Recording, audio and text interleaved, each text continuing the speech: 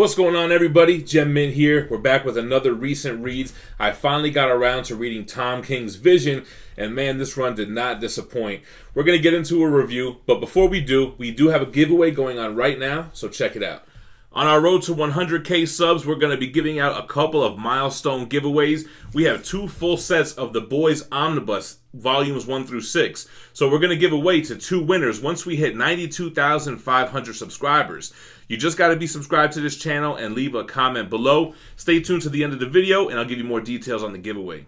Alright guys, so this review is probably going to jump into some spoiler territory. So if you haven't read this yet, you may want to come back after you read it. But really without context, I don't know, it might not really be a spoiler for you.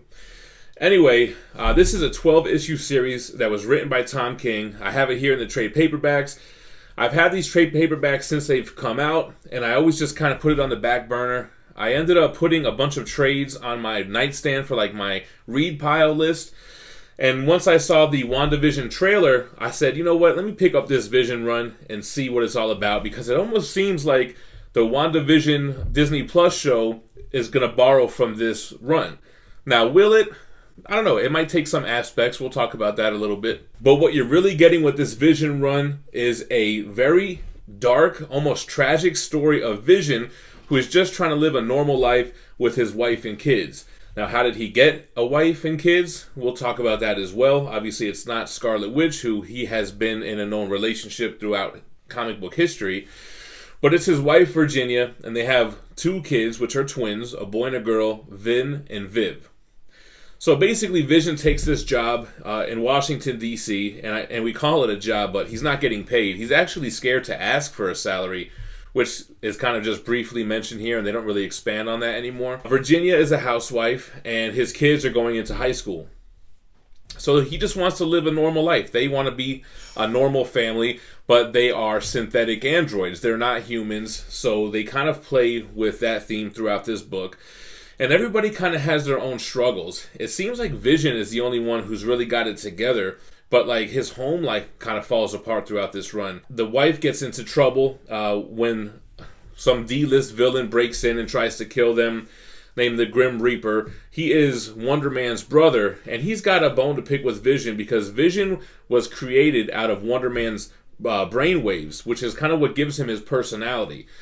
So he is kind of anti-robot, and he attempts to kill Virginia and the kids while the Vision is out doing Avengers stuff. She ends up murdering him, and for whatever reason, she decides to cover it up. Rather than go to Vision and explain what happened, which I thought she was justified in self-defense, she buries him in the backyard, she hides it, and eventually gets a telephone sent to her in the mail a couple weeks later. Somebody got the footage of her burying the body, and that kind of comes back to bite her as well.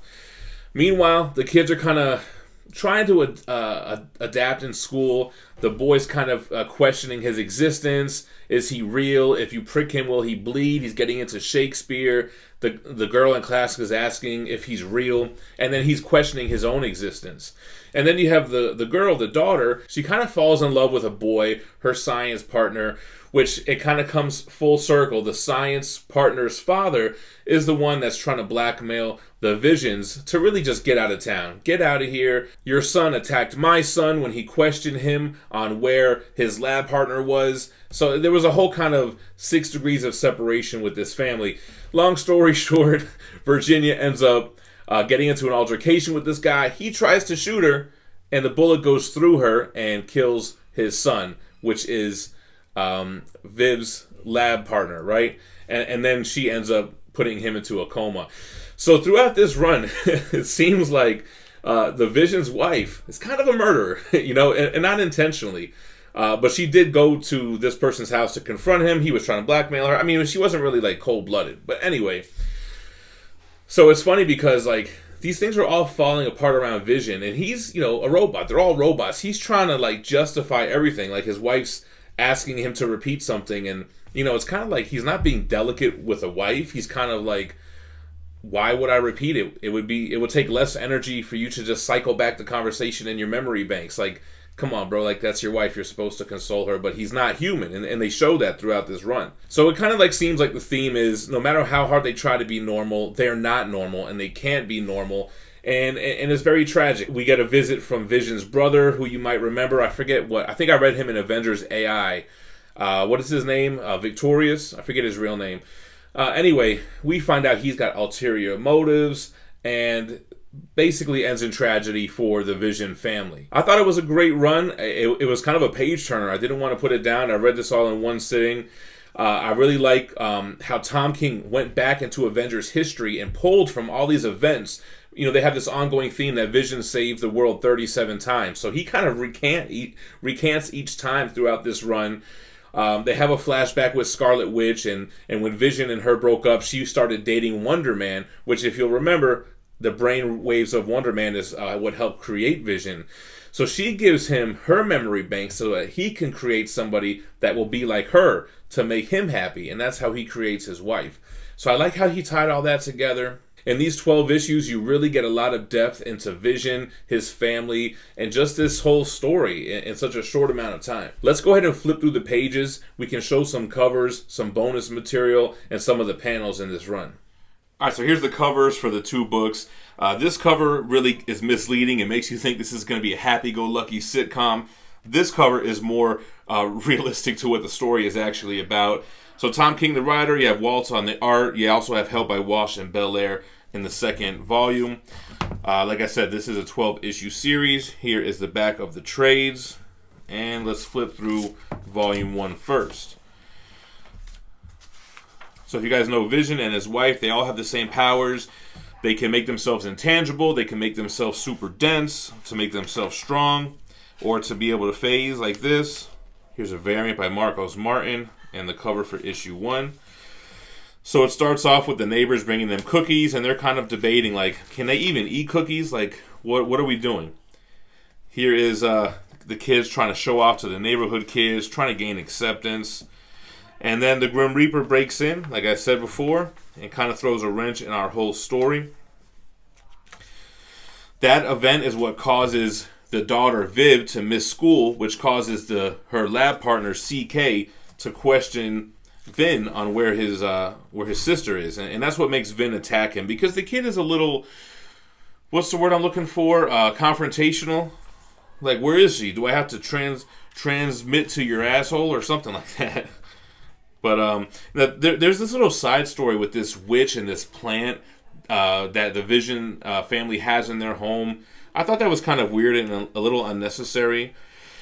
It didn't really pay off that big. You can see the look on her face and the emotion as she's getting hounded, and the potential blackmail that's going to come with her defending herself from the Grim Reaper. Here we have, like, the Vision's fighting this monster, Giganto, and he's on the call with his wife the whole time, and basically, like, it kind of hits, hard to home. Like, hey, I know they need you, out there with the Avengers, but we need you at home too. We're a family. So, as you can see, man, very very high emotion, very very much a family-driven book. This is when Vision, finds out that his wife hid this body in the backyard. The neighbor's dog digs it up and gets electrocuted. And Vision cleans up the mess. But it seems like one thing after another with the Vision family. So let's look at some variants in the back of Volume 1. You got a Ryan Sook variant. You got the hip-hop Wiz Khalifa homage cover by Vanessa Del Rey. A couple more variants here. I like the all-white Vision. We see some of that here in Volume 2. So this is an interesting cover. May God have mercy on its soul. They have this kind of fun thing. Not fun, but it's an interesting set of panels where Viv is praying for the death of her brother, and Vision walks in on her, and it's kind of like, hey, is there a God? And he's like, it's unlikely. Is there such thing as a soul? That's also unlikely. And she's basically saying, well, I pray that there is a God. I pray that there is such thing as a soul, and that us as androids have them, and that Vin's soul can rest in peace. It's kind of deep, man. So here is the betrayal from the uncle, the brother of Vision, the son of Ultron. I forget his name, man. Mancha or something like that? Victor Mancha? I was never really a big fan of that character. Anyway, you could tell in the paneling that is, it's an emotional ride, man, in this book. It does culminate at the end with the Avengers trying to basically prevent Vision from making a big mistake, throwing his life away by killing his son's killer. And instead of doing so, his wife makes the ultimate sacrifice, and she becomes the killer, which she has already killed a few times in this run, and then kills herself. So, man, at the end, we're left with Vision as a single father with his daughter, although it looks like he's rebuilding his wife at the end. So, you get an afterword here from Tom King and some of the creative team.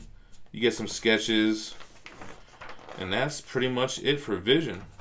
Alright guys, so that's my review on Tom King's Vision. I really like this. I think I'm going to pick up some other Tom King books that I didn't get around to reading, like Omega Men and Miracle Man. Let me know what you think about the Vision run in the comments down below. And what do you think they'll borrow for the WandaVision show, if anything, from Tom King's Vision? As promised, here are the details for the giveaway that is ending real soon. Alright guys, like I said before, all you have to do to be eligible for these giveaways is be subscribed to the channel, leave a like on this video, and comment down below. Once we hit 92,500 subscribers, I'm going to pick a random video where I promote this giveaway, use a random YouTube comment generator to pick 2 winners. One winner is going to get the comic cover set, the other is going to get the show cover set. The first place winner picks which one they get. So make sure that you are subscribed, like, and comment below. Alright guys, as always, I appreciate you watching. Stay tuned for the playlist of my other recent reads, and you guys stay minty fresh. Peace.